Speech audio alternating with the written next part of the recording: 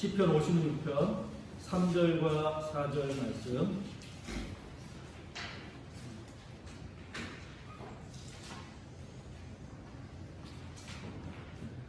시편 56편 3절과 4절 말씀 우리 다 같이 한 목소리로 읽겠습니다. 내가 두려워하는 날에는 내가 주를 의지하리이다. 내가 하나님을 의지하고 그 말씀을 찬송하올지라. 내가 하나님을 의지하였으니 두려워하지 아니하리니 회복을 가진 사람이 내게 어찌하리이까. 아멘. 우리의 인생을 살다가 보면은 여러 일들이 있죠. 즐거울 때도 있고, 슬플 때도 있고, 또 힘들 때도 있고, 그리고 무엇보다도 두려운 날도 우리에게 찾아오더라 하는 것입니다. 제가 인생을 많이 살진 않았지만, 인생의 날들 가운데는 이런 다양한 색깔들이 있는 것 같습니다.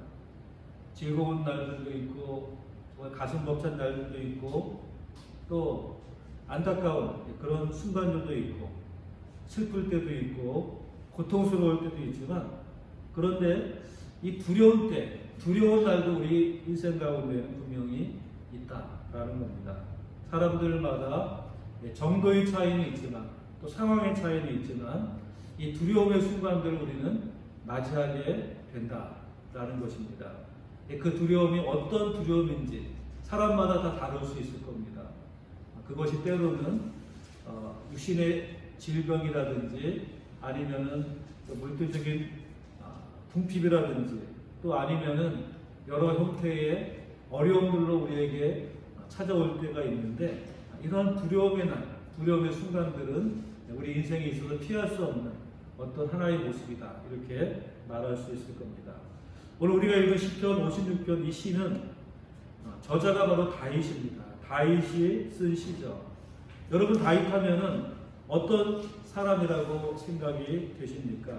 성경에 많은 인물들이 등장하고 있지만 그 가운데에서 가장 용맹한 사람 가운데 한 사람, 용맹한 그런 신앙적인 위인을 꼽으라 한다면은 이 다윗이라는 인물을 꼽을 수 있을 겁니다. 그는 소년 시절부터, 아주 어린 시절부터 양들을 치면서 그 양 들판에서 곰과 사자와 맞서 싸웠던 사람이죠. 양들을 지키기 위해서. 그는 목동이었지만 그 목동의 삶은 낭만적이고 한가한 그런 삶이 아니라 때로는 사자나 곰이나 이런 사나운 짐승들이 양들을 해치려 할 때 그 양을 지키기 위해서 맞서 싸우는 이런 역할도 하는 것이 바로 이 목동이었습니다. 그러니까 이런 양을 지키기 위한 이 싸움, 사자와 곰이나 이런 사나운 짐승들과 맞서 싸웠던 다윗, 이런 인물, 어렸을 때부터 용감하고 용맹하고 어떤 사나운 짐승 앞에서도 물러서지 않았던 그런 인물이 바로 이 다윗이죠.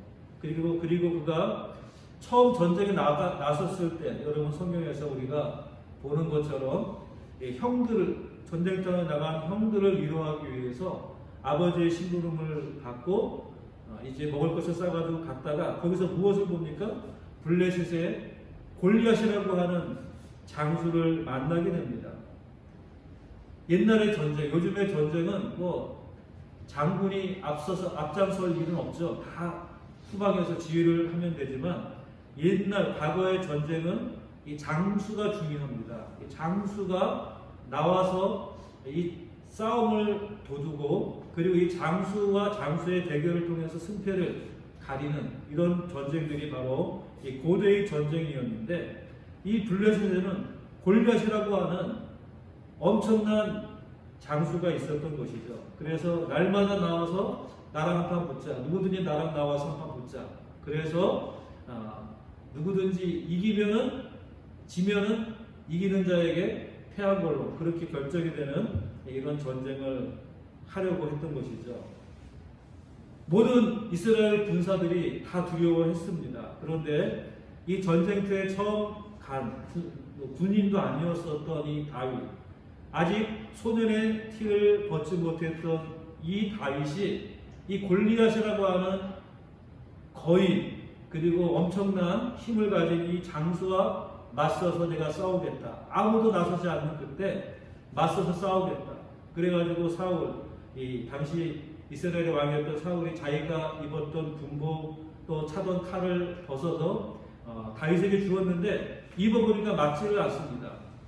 너무 컸던 것이죠. 그래서 그것들 다 벗고 자기 원래 입었던 옷을 입고, 그리고 개울가에 가서 이 조각돌 5개, 물맷돌 5개, 그것만 가지고 이 블레셋의 골리앗 장군과 싸우러 나갔던 인물이 바로 다윗입니다. 그리고 그 싸움에서 그는 이 물맷돌로 골리앗의 이마를 명중시키고 급소를 명중시켜서 그를 죽이고 그의 목을 베고 그의 무기를 탈취한 인물이 바로 이 다윗입니다. 그러니까는 이 다윗은 정말 용맹한 사람이죠. 오늘날에도 이 말도 안 되는 이런 싸움을 다윗과 골리앗과의 싸움이다 이렇게 얘기하지 않습니까? 그럴 정도로 말도 안 되는 이 싸움에서 그는 승리했습니다. 그리고 그는 전쟁터에서 나아가서 한 번도 진 적이 없었던 그런 인물, 용맹한 인물이죠. 그러니까 그는 전쟁의 영웅이었었고 또 그 누구 앞에서도 두려워해 본 적이 없었던 그런 인물이었습니다. 뿐만 아니라 이 다윗은 무엇보다도 하나님을 신실하게 믿고 섬겼던 사람이죠. 어렸을 때부터 하나님을 의지하고 하나님을 믿는 믿음 안에서 항상 살았던 사람이 다윗입니다. 그래서 우리가 사도행전을 기록한 누가가 이렇게 표현하고 있죠. 이 다윗을 가리켜서 하나님의 마음에 합한 사람이다. 하나님의 마음에 아주 그냥 흡족하게 든 그런 사람이라고 성경 사도행전에서는 이 다윗을 표현하고 있습니다. 그러니까 하나님이 귀하게 여기고 높이 들어서 하나님의 뜻을 이루게 쓰임받은 사람, 이 사람이 바로 다윗입니다. 그러니까 그는 어떤 전쟁에 나아가서도 두려워해 본 적이 없고 하나님 앞에서 늘 신실하게 하나님의 뜻대로 살았던 사람. 그래서 그는 신앙적으로나 아니면은 인격적으로나 아니면은 외적인 능력의 면에서 탁월했던 인물, 용맹했던 사람, 이 사람이 다윗이었다라고 하는 것입니다. 하지만 다윗이 항상 그랬던 것은 아닙니다. 다윗이 골리앗을 죽이고 이스라엘의 영웅이 되니까는 사울 왕이 그를 시기했습니다. 왕이 한낱 작은 소년을 시기했던 것입니다. 그래서 어떻게 하든지 이 다윗을 제거해야 되겠다, 이런 생각을 가졌습니다. 그러니까 왕의 미움을 사고 왕의 시기를 사서 그는 왕의 어떠한 위협 아래 놓여지게 되었던 것이죠. 여러 차례 죽음의 위기를 벗어나고 그리고 그는 마침내 사울의 곁을 피해서 도망을 가게 됩니다. 그래서 사무엘상 21장 10절에 보면 이렇게 기록되어져 있습니다. 그날에 다윗이 사울을 두려워하여 일어나 도망하여 가드왕 아기스에게로 갔다, 이렇게 말씀해 주고 있습니다. 다윗도 두려워했다는 것입니다. 사울을 두려워했다. 두려워하지 않을 수가 있겠습니까? 자기를 그렇게 죽이려고 하는데 그 자기를 죽이려고 하는 상대가 누구냐? 이스라엘의 왕입니다. 무엇이든지 할 수 있는 권력을 가진 권력자가 자기를 목표로 삼고 타겟으로 삼고 죽이려고 하는데 두려움을 느끼지 않을 사람이 어디에 있겠습니까?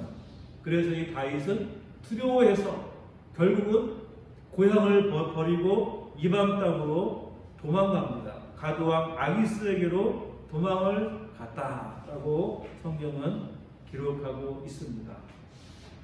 이렇게 운명하고 하나님 앞에 신실했던 다윗이라 할지라도 그 앞에 그 어떠한 것도 두려울 것이 없을 것만 같았던 이 다윗에게도 무엇이 있었다? 두려운 날이 찾아오더라 하는 것입니다. 다윗에게 있어서 이때만 두려웠던 것은 아닐 겁니다. 다윗의 인생을 우리가 쭉 살펴보면은 여러 차례 두려움의 순간들을 우리가 보게 되는데, 아마 이 사울 왕의 미움을 사서 시기를 사서 죽음의 위협을 느꼈을 이 순간도 다윗에게 있었던 하나의 두려움의 순간이었다, 이렇게 우리가 볼 수 있습니다. 이때만 있었던 것은 아니죠. 그 이후에도 여러 차례 다윗은 두려움의 순간들을 경험하게 됩니다. 그랬기 때문에 오늘 이 시편 56편의 말씀을 기록할 수 있었던 것이죠. 두려움을 경험했던 다윗이 그 두려움 가운데서 해주고 싶었던 이야기, 그것이 무엇입니까? 두려운 날에는 주를 의지할지어다. 나는 두려울 때 내가 주를 의지하겠다라고 그렇게 말할 수 있었던 사람, 두려움을 경험했던 사람이 그렇게 이야기하는 것이죠. 다윗뿐만이 아닙니다. 우리가 성경 가운데에서 가장 용감하고 또 큰 능력을 가졌던 사람이라고 한다면 엘리야라고 하는 선지자를 우리가 꼽을 수 있을 겁니다. 그래서 예수님께서 변화산상에서 영광 가운데에서 누군가를 만났는데 누굴 만났습니까? 모세와 엘리야를 만났다, 이렇게 성경을 기록하고 있죠. 모세는 율법의 대표자로서의 그러한 위치에 있고, 엘리야는 선지자의 대표자로서 예수님과 함께 변화산에서 만났을 정도의 그런 위대한 인물이죠.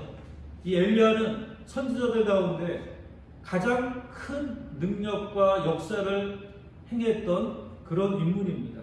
엘리야의 능력은 그래서 성경에 많이 기록되어져 있는 것 우리가 보게 되는 것이죠.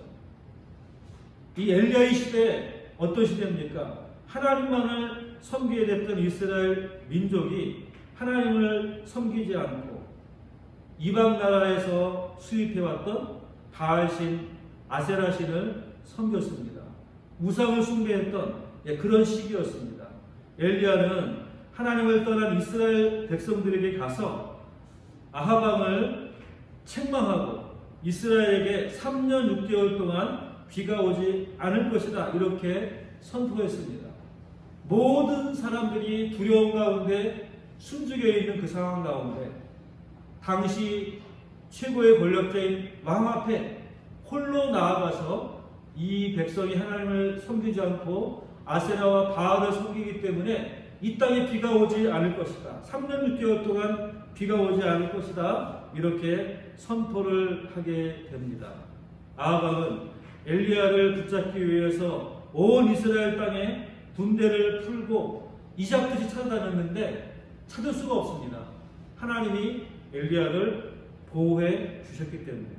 이 아하방이 온 나라를 수색했는데도 발견할 수가 없습니다. 이제 3년 6개월이 지난 이후에 혼자의 몸으로 다시 한번 아하방에 나아가서 다시 이 비가 올 것이다, 그런데 이 것을 위해서 이제 하나님이 참 하나님인지 바알이 참 신인지 우리가 한번 대결을 해보자, 이렇게 얘기하죠. 갈멜산에 놀라운 대결을 벌이게 됩니다. 그래서 갈멜산에 바알의 선지자 450명, 또 아세라의 선지자 400명, 도박 850명의 바알과 아세라의 선지자를 모아놓고, 그리고 나서 거기에 단을 쌓고 거기에 불이 임하면은 그 신이 참신이다, 이렇게 대결을 제안합니다. 그래서 갈멜산에서 대결을 하죠. 850명의 바알 선지자, 아세라 선지자들이 하루 종일 그들의 신을 부르고 외쳤지만 감감무소식입니다. 이때 엘리야가 자, 참신이면, 바알이 참신이면 여기에 불을 내려라, 이렇게 얘기했지만은 하루 종일 지나도 그런 일은 일어나지 않았습니다. 그때 이제 엘리야가 이제 내가 하겠다, 모든 바알 아세라 선지자를 물리치고 거기에 그 쌓아놓은 나무 위에 물을 갖다가 엄청나게 들이붓습니다. 물을 왜 들이붓습니까?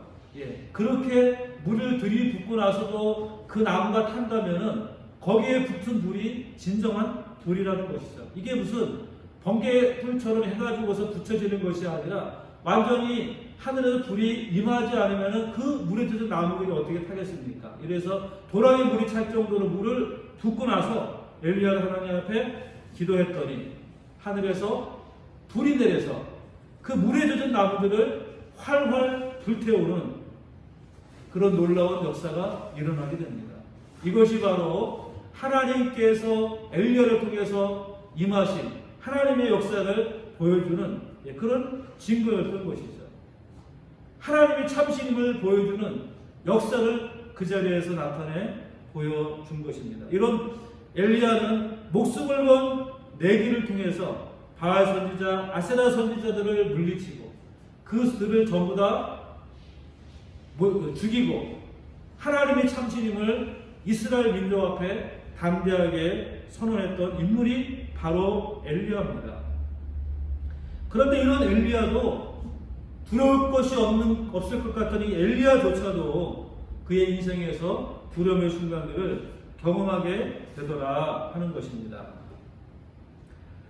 열왕기상 19장 3절 4절 말씀에 보면은 그가 이 형편을 보고 일어나 자기의 생명을 위하여 도망하여 유다에 속한 브엘세바에 이르러 자기의 사환을 그곳에 머물게 하고 자기 자신은 광야로 들어가 사흘길쯤 가서 한 로뎀나무 아래에 앉아서 자기가 죽기를 원하여 이르되 여호와여 넉넉하오니 지금 내 생명을 거두시옵소서. 나는 내 조상들보다 낫지 못하나이다. 이렇게 하나님 앞에 자신의 신세한탄을 하면서 내 생명 거두시옵소서 이렇게 말하고 있는 겁니다. 아합이 자기를 죽이기 위해서 끝까지 찾아다닌다는 이 이야기를 듣고 이 엘리야조차도 마음 가운데 두려움을 안게 되고 하나님 앞에 내 생명 거두시옵소서 이렇게 하나님 앞에 이야기했던 것이죠. 그러니까 강한 인간이라 할지라도 두려울 것이 없는 사람 같아 보인다 할지라도 인생에는 두려움의 순간들이 있다라는 것을 우리는 보게 되는 것입니다. 우리 인생에 전에 그런 날이 없을 것이다라고 그 누구도 장담할 수 없는 겁니다. 다윗 같은 사람 그리고 엘리야 같은 놀라운 능력을 행하는 하나님의 사람들조차도 인생의 어느 순간에는 두려움의 순간, 두려움의 날을 맞이하게 된다라고 하는 것입니다. 그러면 우리는 두려울 때 어떻게 해야 됩니까? 오늘 본문의 다윗이 두려운 날에 우리가 무엇을 해야 될지를 잘 말씀해 주고 있습니다. 뭐라고 말합니까? 3절 말씀에 두려워하는 날에는 내가 주를 의지하리이다. 여러분 우리가 두려울 때 무엇을 합니까? 두려울 때 우리는 위축되고 두려울 때 숨고 싶고 두려울 때 우리는 공포 가운데 사로잡힐 때가 많이 있습니다. 그런데 우리가 해야 될 일, 두려운 날, 내가 인생의 두려운 순간을 만났을 때 그때 우리가 해야 될 일은 무엇입니까? 주를 의지하는 것입니다. 두려운 날에는 내가 주를 의지하리이다. 내가 하나님을 의지하고 그 말씀을 찬송하오지라. 하나님 말씀 붙들었다는 것이죠. 하나님 말씀 붙들고 거기서 위로와 힘을 얻었다라고 하는 것입니다.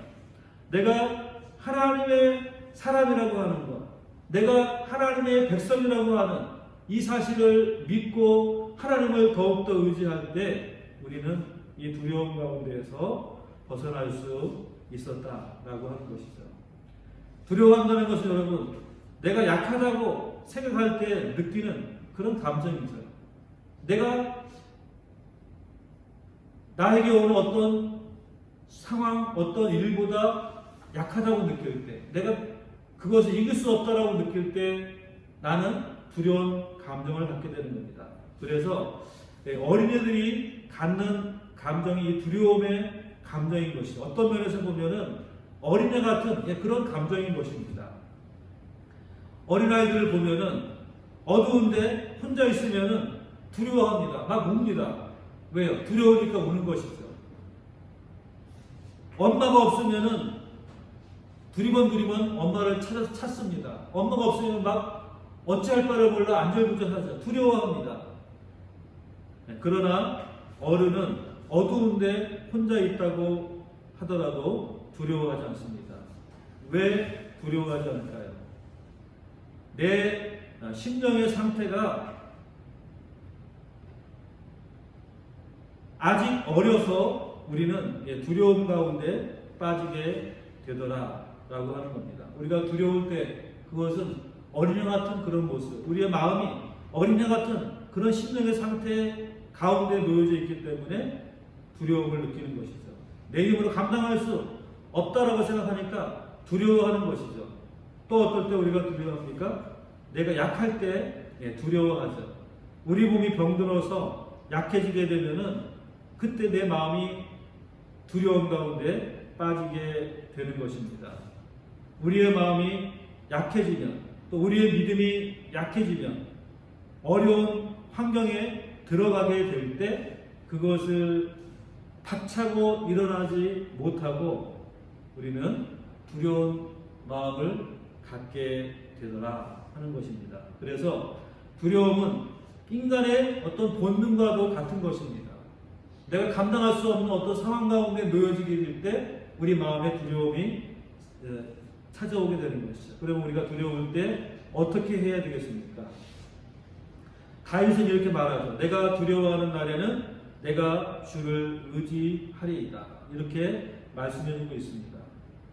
그렇습니다. 우리가 세상을 살아가다 보면 뜻하지 않게 어려움을 만나게 됩니다. 그럴 때 우리는 염려하고 걱정하는데 거기서 한 단계 더 나아가게 되면 두려워하게 되는 것입니다. 약해지게 되고 그리고 절망하게 되고 그리고 좌절하게 되고 결국 두려움 가운데 우리가 빠지게 되는 것이죠. 그럴 때 하나님의 사람들은 어떻게 해야 됩니까? 두려워하는 날에 내가 두려운 순간을 만났다고 한다면 주를 의지하라 말씀해 주고 있는 것입니다. 너의 힘을 의지하는 것이 아니라 주를 의지하라 말씀해 주고 있는 것입니다. 주를 의지하는 그 마음 가운데 하나님께서 힘을 주시고 하나님께서 그 두려운 마음을 극복할 수 있는 능력을 주시는 것입니다. 이것이 바로 믿음의 사람들만이 가질 수 있는 그런 놀라운 축복이요 특권이라고 하는 것입니다. 제가 잘 아는 어떤 집사님이 겪었던 일을 잠깐 말씀을 드리겠습니다. 이 부부가 있었는데 정말 믿음 좋고 신실한 그런 분들입니다. 그런데 이 분들이 건축 설계 일을 했는데 일을 하다가 이제 나중에 사무실도 차리고 이렇게 시작을 했습니다. 그랬는데 처음에는 잘 되다가 가면 갈수록 이 사무실이 힘들어지게 됩니다. 그러다가 결국은 이 사무실이 더 이상 운영할 수 없는 그런 지경이 되었습니다. 그래서 이 사무실을 정리하게 되고 빚졌던 것 다 빚을 갚고 그러다 보니까 이제는 빈털터리가 되어 버린 것입니다. 자, 우리 인생에 이런 순간들이 찾아올 수 있는 것이죠. 내가 그동안 잘 살아왔는데 어느 순간에 직장을 잃고 삶의 어떠한 터전을 잃고 이런 순간을 만날 때가 있었던 것입니다. 이 집안도 이 분들도 그런 상황을 맞이하게 되었는데 그런데 이분들이 이런 상황 속에서 절망하거나 좌절하지 않고 그들은 하나님 앞에 기도하면서 다시 한번 일어날 수 있는 그런 길을 계속해서 찾았습니다. 그러다가 결국 아는 분의 소개로 새로운 직장에 들어가게 되었는데 그것도 이제 본인의 명의로 들어갈 수가 없어서 부인의 명의로 직장에 들어가게 됩니다. 이 회사는 전국에 대형 할인 마트 부지를 물색하고 매입해서 건물까지 지어서 업체에 넘기는 그런 일을 하는 그런 업체였었는데 이분이 이 회사에 들어가서 정말 열심히 자신의 모든 힘을 아끼지 않고 일을 했습니다. 그렇게 한 달, 두 달 일을 하다 보니까 결국 사장님도 이분을 신임하게 되고 이분이 맡은 일은 책임지고 하는 그 모습을 보면서 정말 당신은 열심히 하는 사람이다 이렇게 인정하는 이런 사람이 되었습니다. 이분이 그냥 밤낮 없이 전국을 쉴 새 없이 뛰어다녔는데 그렇게 여러 날 무리를 했는데 어느 날 새벽에 길을 가다가 갑자기 쓰러지고 만 겁니다. 새벽에 쓰러졌는데 그 길을 가는 사람이 없어가지고 몇 시간째 발견되지 않다가 몇 시간이 지나서 지나던 사람에 의해서 발견이 되어서 병원으로 옮겨졌습니다. 근데 병원에 갔더니 벌써 이제 뇌경색이 상당히 심한 상태가 되었다. 이렇게 진단이 나왔습니다. 또 한 번의 위기가 찾아오게 된 것이죠. 건강마저 이제는 잃어버린 이런 순간이 되었던 것입니다. 그래서 이제 그 병원에서 어떻게 할까? 이제 부인 집사님 소식을 듣고 달려가서 이렇게 이야기하는데 어떻게 할까? 정말 눈앞이 막막한 그런 가운데에서 정밀 검사를 하니까 넘어지면서 목 뒤 경추에 충격을 받아 사지마비가 왔다는 것입니다. 수술을 해도 잘해야 휠체어 신세를 면할 수 없다라고 하는 이런 청천벽력과 같은 말을 듣게 된 것입니다. 회사에 들어간 지 아직도 채 1년도 되지 않은 그런 상황 가운데에서 정말 눈앞이 캄캄한 이런 순간이 되었던 것이죠. 갑자기 이런 일을 당해서 이제 수술을 해도 사지마비 이런 신세가 될 수밖에 없었다. 이런 이야기들이 얼마나 절망적이었습니까? 그 가운데서 우리 또 이 집사님이 열심히 기도하는 가운데 마음 가운데 그래 수술을 받자 이런 결심을 하게 됩니다. 다행히 회사 사장님이 치료비는 회사에서 책임지겠다 이렇게 약속을 해 주었습니다. 그래서 기도하는 가운데 결단하고 수술을 받기로 했습니다. 수술을 받게 되죠. 그리고 수술 이후에 8주 동안 재활치료를 하는데 정말 눈물겨울 정도로 기도하면서 독하게 재활치료를 했습니다. 그렇게 8주를 했는데 8주 만에 그 병원에서 가장 심했던 이 환자가 다른 어떤 사람보다도 가장 빠르게 회복이 되어져서 다른 그 병원에 입원한 모든 사람들이 놀라고 의사가 놀랄 정도로 그렇게 빠른 속도로 회복을 하게 되었습니다. 처음에는 휠체어를 겨우겨우 탔었는데 이제는 물리치료를 통하여서 스스로의 힘으로 걸을 수 있을 그런 지경에까지 되었던 것입니다. 그런데 소변을 볼 수 있는 그런 기능이 돌아오지를 않았던 것이죠. 그래서 이 부인 집사님이 기도하는 가운데 계속해서 다른 병원을 알아보았더니 이 소변 볼 수 있게 하는 그런 재활 치료를 하는 병원이 있는데 그게 이제 신촌의 세브란스 병원에 그런 재활 치료를 할 수 있는 그런 전문가가 있다는 말을 듣고서 신랄 같은 그런 희망을 가지고 세브란스 병원으로 이제 옮기게 돼서 그곳 다시 재활치료를 시작을 했습니다. 도무지 불가능한 상황, 거의 80% 이상은 회복할 수 없다라고 하는 그런 상황 가운데 열심히 기도하면서 재활에 매달렸는데 이 소변 보는 기능도 이제는 80% 이상 회복되어졌다 이렇게 되었다는 것입니다. 이제 이분은 거의 절망적인 상황 가운데 있었었는데 스스로 걷고 활동하고 다시 직장에서 일할 수 있는 그런 정도로까지 회복이 되었다고 합니다.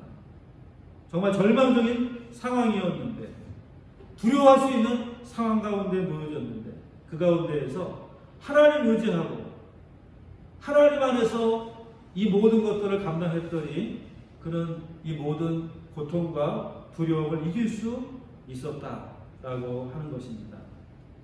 우리는 세상을 살아가면서 어려움을 당해서 두려워합니다. 어떤 사람은 일평생 별 어려움 당하지 않고 사시는 그런 분들도 있겠습니다. 그러나 대부분의 사람들은 어려움을 겪게 되죠. 문제를 만나게 됩니다.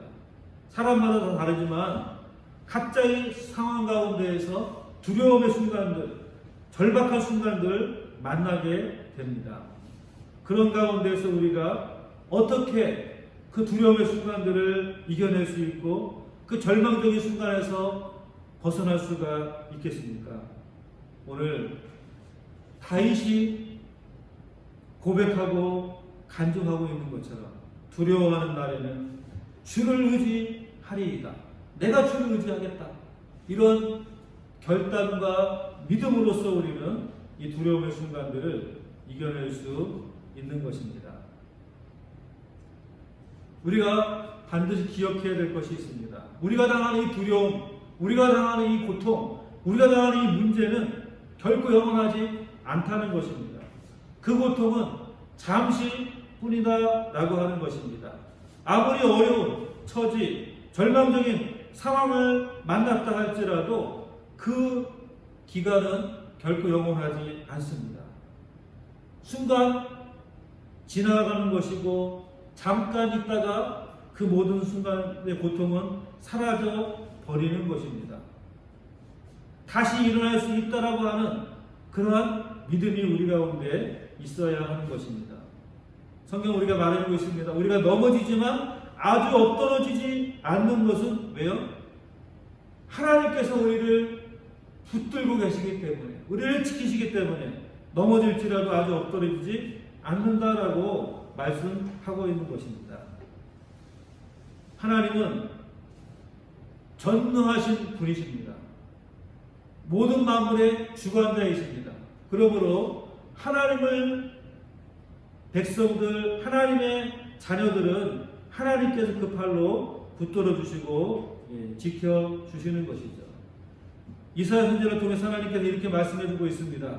두려워하지 말라, 내가 너와 함께합니다. 놀라지 말라, 나는 내 하나님이 됩니다. 내가 너를 굳세게 하리라. 참으로 너를 도와주리라. 참으로 나의 의로운 오른손으로 너를 붙들리라. 우리에게 약속해 주고 있는 것입니다. 사랑하는 여러분, 우리가 두려워하는 그 어려움이 아무리 크다 할지라도 그것 때문에 우리는 두려워하지 마시기를 바랍니다. 그리고 오늘 주신 이 다윗의 간증을 기억하고서 내가 두려워하는 날에는 내가 주를 의지하리이다. 이렇게 고백하시기를 간절히 바랍니다. 두려워하는 날에 우리가 할 수 있는 일, 주를 의지하는 것입니다. 요셉도 어린 시절에 애굽에 종으로 팔려갔습니다. 얼마나 두려웠겠습니까? 그러나 그는 하나님을 붙들고 의지하면서 그 어려운 순간들을 이겨냈습니다. 잘못도 하지 않았는데 감옥에 갇혔습니다. 빛도 들어오지 않는 그런 감옥 속에서 요셉이 무엇을 붙들었겠습니까? 그 두려움의 순간에 무엇을 그가 의지했겠습니까? 하나님을 의지하고 주를 붙들고 그는 그 두려움의 순간들을 이겨낼 수 있었던 것입니다. 그랬을 때 그는 결국 하나님이 그를 높이 들어서 종의 신분이었던 이 요셉이 애굽의 총리가 되는 이런 놀라운 기적을 맛보게 된 것입니다. 세상은 우리를 해하려고 하는 것이 사실입니다. 그러나 하나님의 온전히 우리가 의지한다면 하나님께서는 악을 선으로 바꾸시고 또 모든 것이 합력하여서 선을 이루시는 그런 놀라운 은혜를 우리는 체험하게 될 수 있는 것입니다.